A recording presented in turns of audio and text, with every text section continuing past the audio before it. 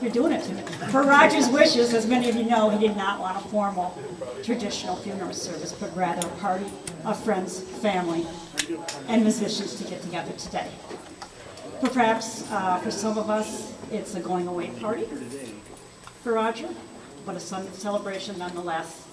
I'm going to do just that today as well. To do anything different would be a great injustice to our friend, our family member, and our fellow musician. For those of you who do not know me, I'm Barbara Sue Schubert, a.k.a. Susie or Sue Grass, from some of you back in my history that know me. And I'm one of Roger's old high school classmates and friends of Roger's since we were about 14 years old. And that was probably, what, 20 years ago? You win. Fullers. And the only woman, other than his mother, that he ever let cut his hair for. But more about that later. But more about that later.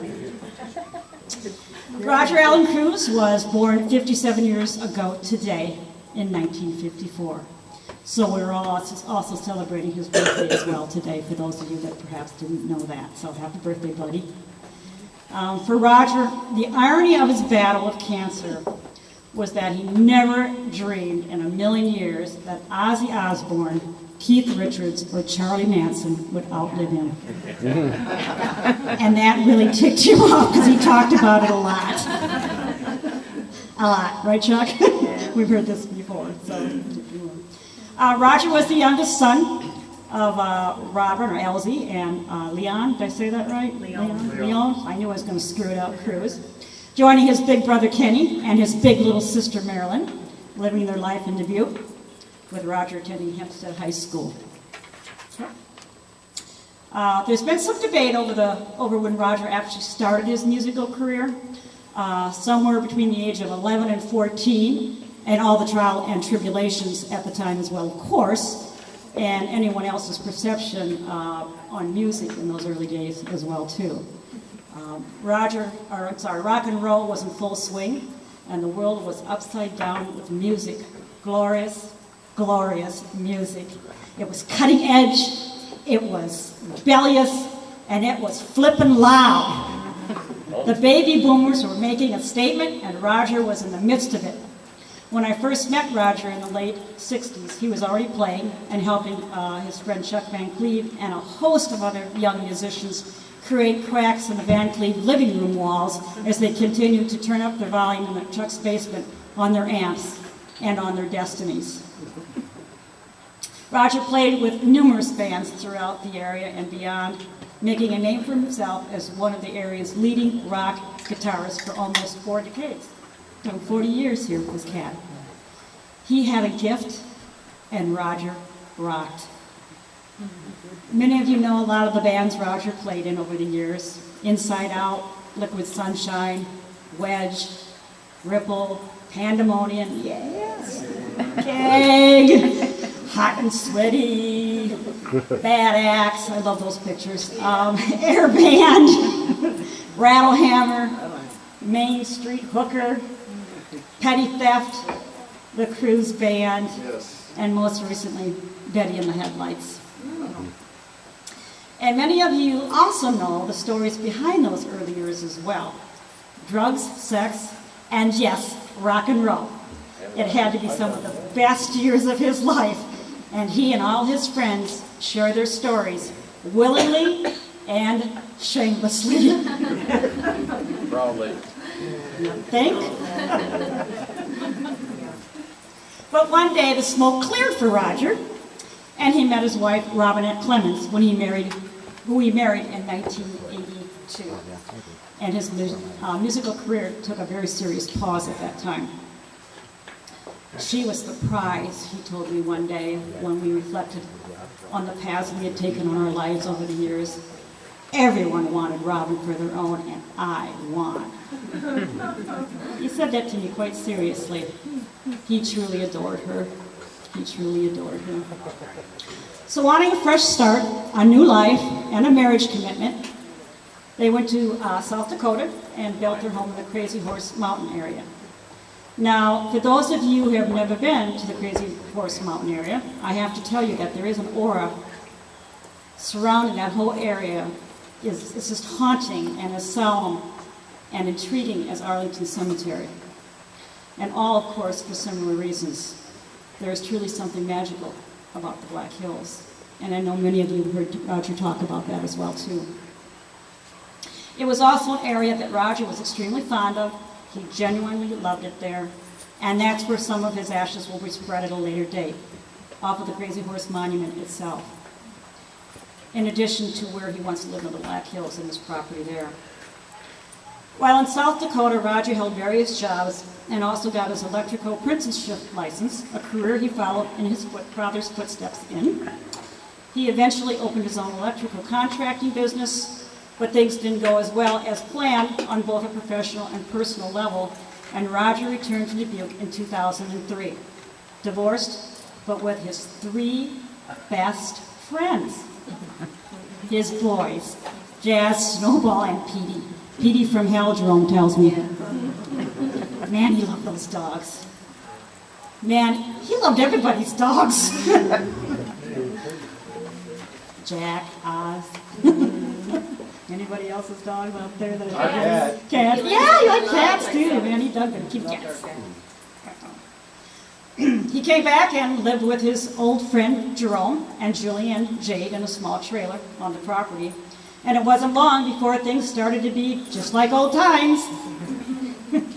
There's no doubt that Julie had her hands full sometimes, but I'll let Julie tell her own tales herself. Nevertheless, it did take Roger long to connect with his old friends and musicians. And someone who just might be able to get him a job. That's where I came back into his life. As the employment manager at the time at Eagle Ridge Resort and Spa, Chuck Van Cleve made a call to me for help, 911 Barbara Sue, and we reconnected as well too. Love you, man. And Roger soon became one of the resort's team of maintenance technicians after he got a haircut. Yay. Well, way after that. Who said that? Our friendship renewed easily after years of being apart, and Roger often relied on me for things that friends rely on each other for. He felt like his life was getting back on track. He was playing again in bands, reuniting with more old friends, got an apartment, then I got a house over in Scales Mound, just 2 miles from where Butch and I live, and things were really going great for Roger. I'll never forget the day he came into my office, grinning from ear to ear. He's doing this number, okay? He said, "Thanks, Sue, you're the best." And I just kind of looked at him, and with a deer in the headlight look, and we had this pregnant pause between the two of us. And he said to me, "What do you think of my new smile?" He just blurts out.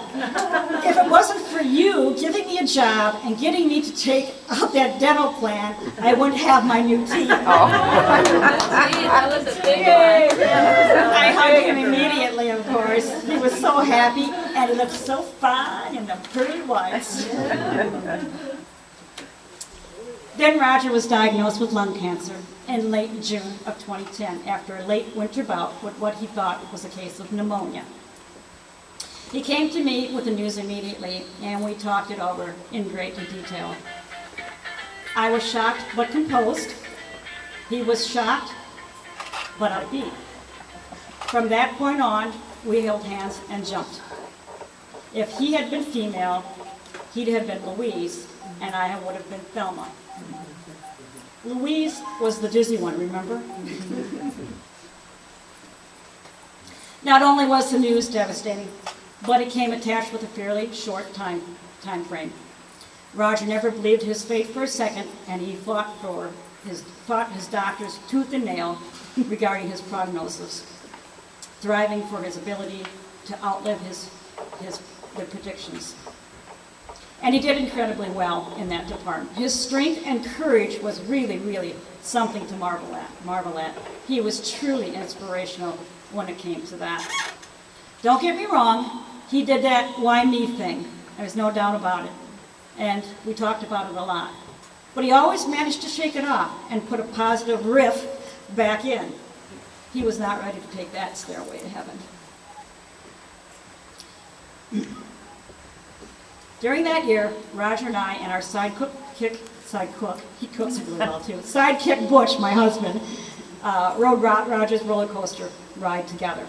I got to know a side of Roger that few people, if any, really ever get to know, inside and out. I started to know him even better than he knew himself, mostly because he wouldn't even look at his damn x-rays.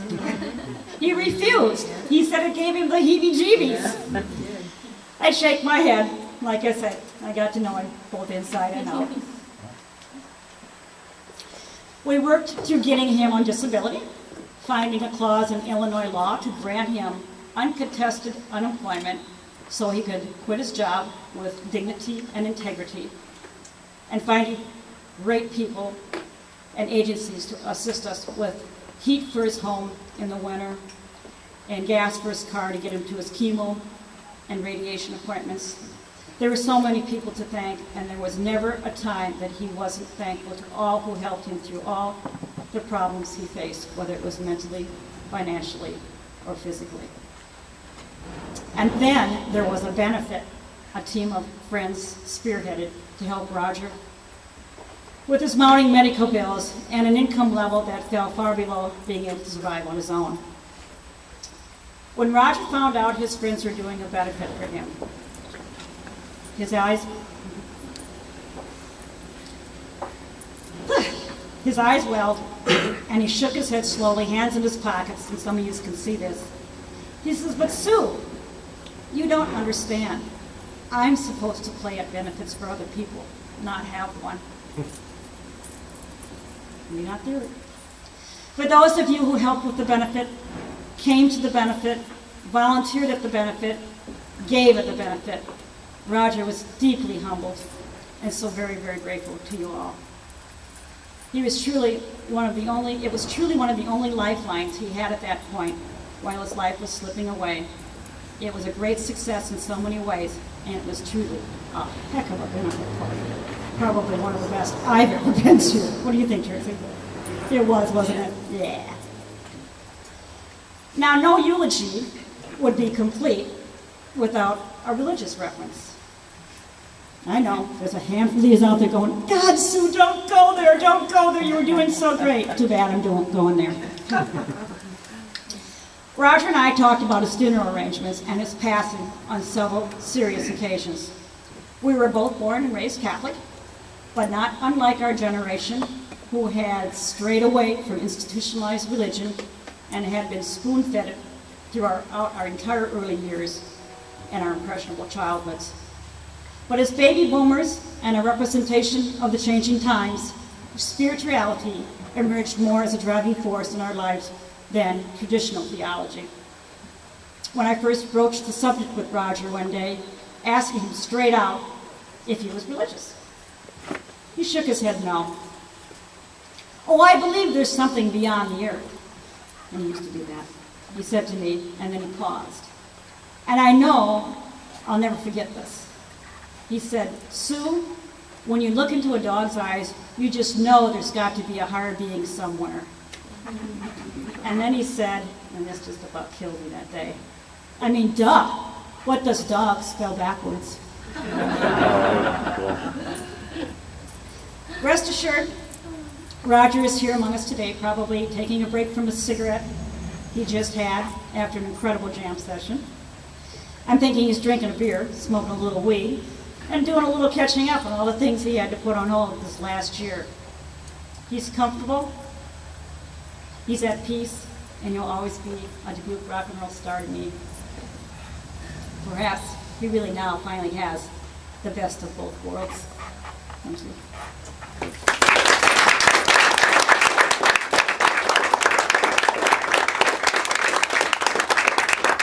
Ooh, back to it. Susie? I I'm know sorry, that- I didn't want to interrupt. Yeah. Go ahead. No, I was just going to say, you talked about the loud rock and roll. Okay, our band was playing out the Riverside Ballroom, the bowling alley. We were playing out there, and it was league night, like 40 alleys going at one time. Naugahyde and, yeah, okay. and Okay, yeah, so Bowling yeah, it Shoes, was like a league night, 40 aisles or alleys where everybody was bowling, and that was league night. And we were playing in the ballroom. There was actually one of the bowlers that came in and says, "Can you turn it down a little bit?" We were talking about loud music, and he was like, "I'm so glad I'm behind the speakers, you know, playing." Anyway, so I decided to do it. He's not here today, is he? Good story. Now, I know there are some of you that have some things that you want to say this afternoon, and of course we encourage you to do so right now if you'd like to at this time. By all means, step up to the mic. I know the mic is a little antagonizing. I know Trixie has some things to say, I believe.